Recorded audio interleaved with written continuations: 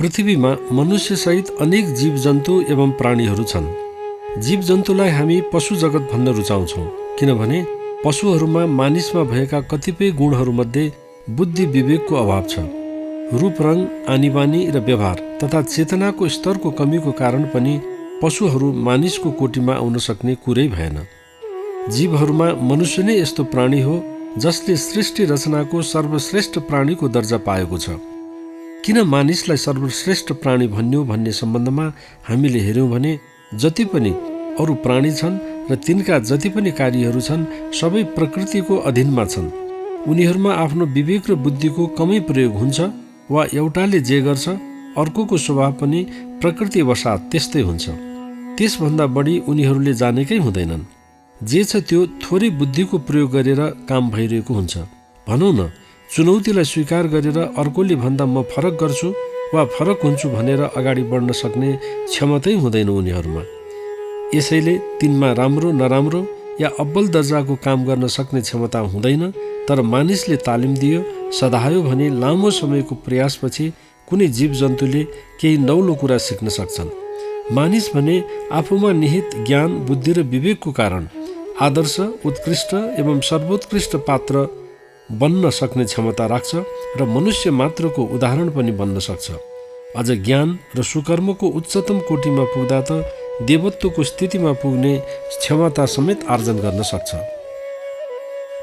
यसबाट के बुझिन्छ भने मनुष्यताको पहिचान उसको कर्मको गुणवत्ताबाट हुन्छ, न कि अन्य प्राणीको जस्तो उसको आकार एवं प्रकृतिको आधारमा। यही कारणले पनि हो कर्मकै आधारमा पृथ्वी लोकमा मानिस मानव, दानव एवं पशुतुल्य बन्न पुग्छ भनिएको। मानिसलाई मानिस बनाउने नै उसको कर्म हो, गुण हो, आचार हो, विचार हो एवं चिन्तन र धारणा हो। उसले गर्ने कर्म कस्तो छ, उसको आचार विचार व्यवहार कस्तो छ, त्यसमा भर पर्छ मनुष्यत्व। अर्को शब्दमा भन्नुपर्दा मानवीयता नै मनुष्यताको आधारशिला हो। कसैले स्वर्ग नरकलाई मान्छ भने मृत्यु पश्चातको लोक निर्धारणको कसै नै मानिसले गर्ने कर्म हो।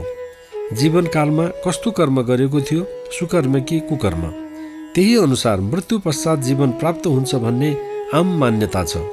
यदि कसैले म नदेखेको स्वर्ग नरक किन मान्छु भन्छ भने पनि केही छैन। कर्म अनुसारको नतिजा यही जीवनकालमा प्रशस्त देख्न पाइन्छ।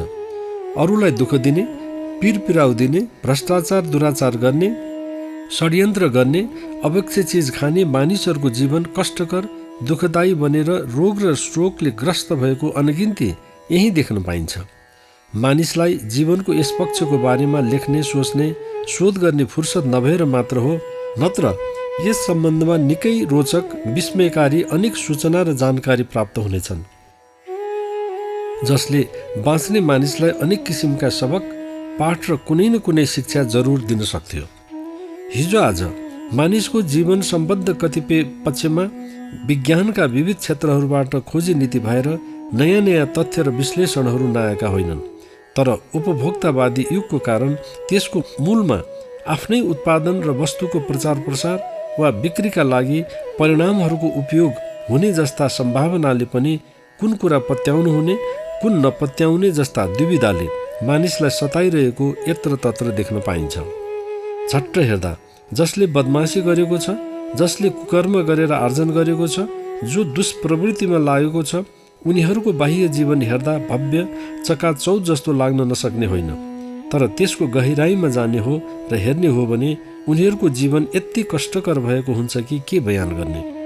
बाहिर जे जस्तो भव्य सम्पन्नता देखिए पनि आन्तरिक रूपले खोक्रो, बेकम्मा र छटपटाहटपूर्ण जिन्दगीमा बाँचिरहेका हुन्छन् उनीहरू।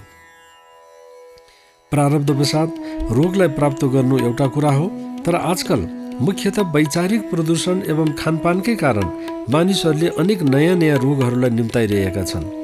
चुरोट, पान, गुटखा, जाँड, बियर, रक्सी एवं अनेकौं प्रकारका कुलतको कारण कोही अस्पतालको शैय्यामा छटपटाइरहेका छन्, कोही त्यसलाई पाउँदा के न तलतल मेटियो भनेर खुसी मनाइरहेका छन्।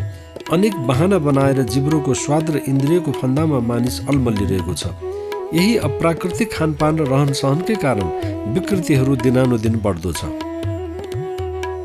धार्मिक आध्यात्मिक हुँ भन्ने व्यक्तिको लागि त त्यस्ता वस्तुहरू उपभोगका चिजै होइनन्। कोही मानिस म धार्मिक हुँ, अध्यात्ममा विश्वास गर्छु, पूजाआजा गर्छु, व्रत बस्छु, योगदान गर्छु पनि भन्छ। अर्कोतिर यस्ता अप्राकृतिक जीवनलाई ग्रहण गर्न पनि पछि पर्दैन भने सम्झनुपर्छ उसले धर्म अध्यात्म भन्ने विषय नै बुझेको छैन। धर्म अध्यात्म बाहिरी आवरणको सजावट हुँदै होइन।